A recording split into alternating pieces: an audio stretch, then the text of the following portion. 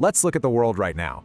You'd be totally forgiven for thinking Britain's borders stop right at the edges of that rainy little island. But zoom out. Seriously, look at the whole globe. You'll find there are actually 14 overseas territories still under British control today, from Gibraltar at the entrance of the Mediterranean all the way down to the Falkland Islands in the South Atlantic. So, how? How did this tiny, rain-swept nation somehow grow to become the absolute most expansive and powerful empire in human history? Well, it's a wild story of insane wealth, brutal war, and just relentless ambition. I mean, wrap your head around this scale. Just over a century ago, Britain controlled a full 25% of the globe's landmass, a quarter of the planet, and it wasn't just land either. Nearly a third of all humanity lived under British rule. This staggering global footprint is exactly where we get that famous phrase, the empire on which the sun never set. And listen, that wasn't just some poetic metaphor, it was a literal geographic fact. The empire was so incredibly vast that daylight was always shining on at least one piece of it. But here's the crazy part. This unprecedented global dominance, it didn't start with some grand evil master plan. It actually started with a gamble. Part 1. Trade, charters, and conquest. You'd probably assume this whole empire began as a highly calculated political operation, right? But no. Back under monarchs like Elizabeth I and James I, early expansion was driven by insanely risky corporate ventures. It literally wasn't about world domination initially, it was just about making a quick buck. The real initial engines of this global expansion were essentially corporations. We call them joint stock companies. These were commercial enterprises that were granted royal monopolies by the crown to go out, develop overseas trade, and extract as much wealth as possible. The most famous one, the East India Company, founded in 1600, basically laid the foundation for the entire empire. So as these corporations are frantically grabbing land across the Americas and the Caribbean, Britain suddenly had to figure out how to control them from thousands of miles away, and it became a fierce struggle to govern this chaotic new world. Eventually, they broke it down into 3 distinct structures. First, you had crown colonies. These were governed directly by the monarch through a royal governor. Then you had charter colonies, which were ruled under a corporate charter that actually gave the colonists significantly more political liberty. And finally, proprietary colonies. These were purely commercial enterprises responsible to absolutely no one except their shareholders. But over time, those proprietary colonies proved so completely unmanageable from afar that the crown violently stepped in, reeling them back in and transitioning most of them straight into crown colonies. Now, while England is doing all this aggressive expanding, Scotland is watching from next door, getting pretty envious. So they decided to launch their own massive endeavor. Enter the Darien Scheme. This was a bold, honestly reckless plan in 1698 to build a colony right in the jungles of Panama, hoping to control overland trade between the Atlantic and Pacific Oceans. But it was an absolute catastrophe. Disease, starvation, and Spanish attacks completely wiped out the settlers. The Scottish public had literally poured almost a fifth of the entire nation's wealth into this single gamble, and when it failed, it plunged the country into devastating financial ruin. Forced right to the brink, Scotland realized their only chance for survival was to hitch a ride on England's success, and that led directly to the 1707 Acts of Union, officially creating Great Britain. So, the crucial point is, once Great Britain was formed, its explosive growth and insane wealth were driven by 2 unstoppable forces working in perfect harmony. The twin engines of empire. First, naval supremacy. We're talking unmatched mastery of the high seas. Second, mercantile trade. Indomitable global commerce totally free from foreign restriction. The brutal combination was actually pretty simple. The massive navy protected the sea routes, and global trade brought in unimaginable wealth through the relentless taxation of goods. Part 2. The Imperial Century. Okay, so the wealth is flowing in effortlessly. But the ruthless taxation of that wealth, specifically taxing colonies without their consent, well, that quickly ignited massive conflict. This tension erupted into full-blown revolution and the humiliating loss of the 13 American colonies in 1783.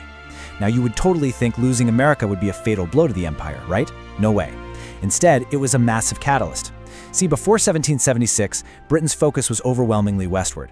But after the catastrophic loss of America, they aggressively and violently pivoted eastward. Asia, Africa, the Pacific. Explorers like Captain James Cook mapped the Pacific Ocean, opening up these vast new territories. Australia, for instance, became a distant penal settlement for British convicts who previously would have been shipped to America. So losing the West actually fueled an absolute explosion of conquest in the East.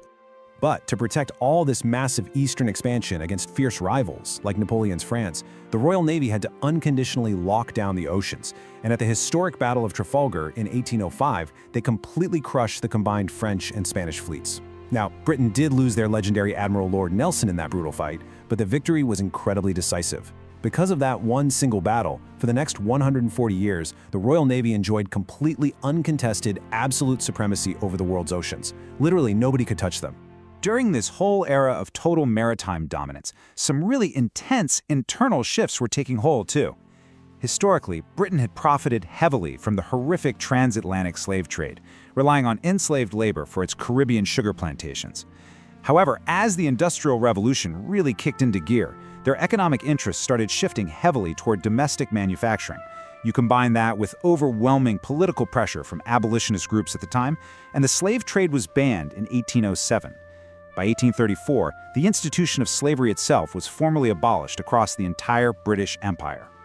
Meanwhile, over in Asia, the British East India Company had spent decades wresting control of the Indian subcontinent. But then, in 1857, local troops rebelled against their British commanders in the intensely violent Sepoy Rebellion.